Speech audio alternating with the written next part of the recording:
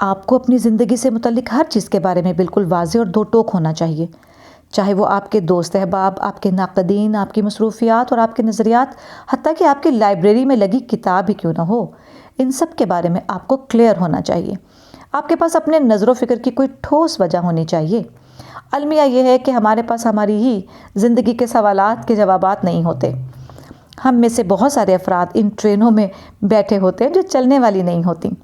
اللہ سے دعا مانگیں کہ وہ آپ کو ان محنتوں سے بچائے جن کے کوئی نتائج نہیں ہوتے۔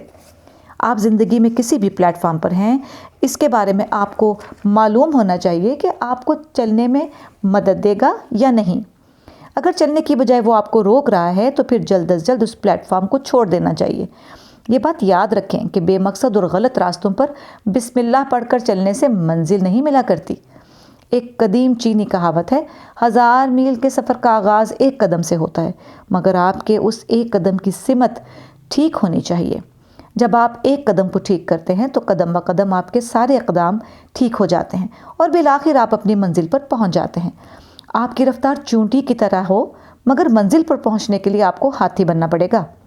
ہم غلط سمت میں محنت کرتے کرتے بالآخر تھک جاتے ہیں اور اس کے بعد کسی بھی درست بات یا نصیحت کو کتابی باتیں کہہ کر ٹال دیتے ہیں۔ نمبر 2 ہے تیاری نہ ہونا۔ پلاننگ کی ناکامی کی دوسری وجہ یہ ہے کہ لوگ کامیابی یا منزل پانے کے لیے تیار ہی نہیں ہوتے اور اسی وجہ سے ہمیں کامیابی نہیں ملتی۔ ہم ہوتے سستے ہیں اور مہنگا بکنا چاہتے ہیں، جبکہ بغیر تیاری کے کامیابی محض ایک خواب کے سوا کچھ نہیں۔ اپنے آپ کو تیار کریں اور جیسا کہ کہا جاتا ہے کہ فلاں بزرگ چلہ کاٹنے کے لیے کنویں میں الٹے لٹکے رہیں۔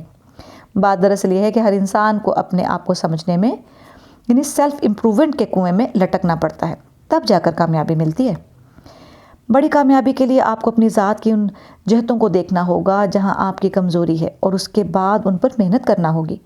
اپنے علم، لباس، اٹھنے بیٹھنے اور انداز نشست و برخاست میں خود کو بہتر کرنا ہوگا۔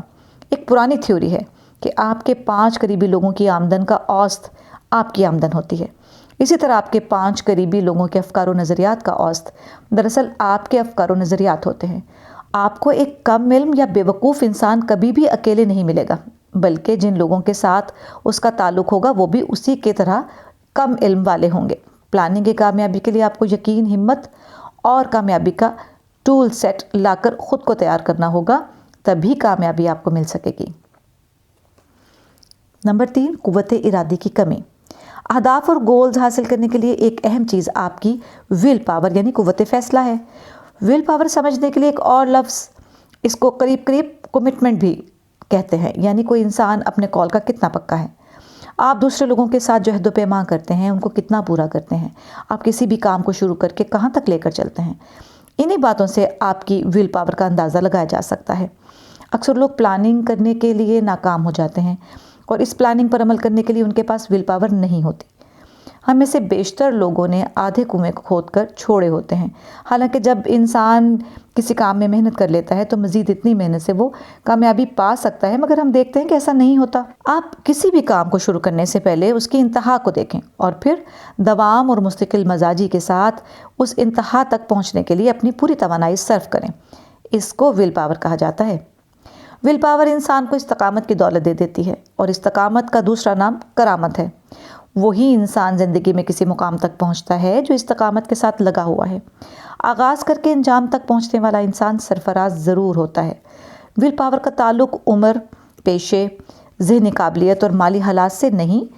ایسا ممکن ہے کہ کوئی انسان واجبی سی ذہانت رکھتا ہو، یہ بھی ہو سکتا ہے کہ کوئی شخص چھوٹے پیشے سے منسلک ہو، کسی بھی عمر کا ہو یا مالی طور پر کمزور ہو، مگر ول پاور کی بدولت وہ ایک بڑا مقام حاصل کر سکتا ہے۔ نمبر 4، تعلقات۔ فرض کریں لکڑی کی ایک ایسی کرسی کے ساتھ 10 گز لمبی رسی ہے جس کا دوسرا سرا کسی انسان کے ساتھ بندھا ہوا ہے۔ وہ انسان چلنے لگتا ہے لیکن 10 گز تک چلنے کے بعد اس کو جھٹکا لگتا ہے، اس کی رفتار کم ہوتی ہے اور مزید بڑھنے کے لیے اس کو پورا زور لگانا پڑتا ہے، اور اگر وہ کرسی زیادہ بھاری ہو تو اس کے آگے چلنا ناممکن ہو جاتا ہے۔ انسان کی صحبت اور تعلقات کی بھی یہی مثال ہے۔ ہم میں سے بہت سارے لوگوں کا تعلق ایسے افراد کے ساتھ ہوتا ہے جو منجمد یعنی ٹھہرے ہوئے ہوتے ہیں، اور اس انجماد کی وجہ سے وہ انسان بھی آگے بڑھ کر ترقی نہیں کر سکتا۔ اگر آپ کے ارد گرد ایسے لوگ ہیں جن میں حرکت اور جوش و ولولہ نہیں ہے تو وہ آپ کو بھی اپنے جیسا بنا لیں گے۔ ایسے افراد کو اگر چھوڑا جا سکتا ہے تو ان کو چھوڑ دیں اور جن کو چھوڑنا آپ کے لیے ممکن نہ ہو ان کا خیال رکھیں، مگر ان سے دل نہ لگائیں۔ اگر وہ آپ کے جذبات پر حاوی ہو گئے تو وہ آپ کو آگے بڑھنے نہیں دیں گے، کیونکہ رکا ہوا دوسروں کو روک کر خوش ہوتا ہے۔ لہٰذا اپنی سنگت ہمیشہ پرجوش لوگوں کے ساتھ رکھیں۔ اہداف و مقاصد کی وضاحت، خود کو تیار کرنا، ول پاور، تعلقات، یہ تمام وہ بنیادی عوامل ہیں جن کو کسی بھی پلاننگ سے پہلے بہتر کرنا ضروری ہے۔ اگر آپ کی یہ چیزیں بہتر ہو گئیں تو پھر آپ کی ہر پلاننگ کامیاب ہوگی اور آپ زندگی میں بڑے مقام تک پہنچ سکیں گے۔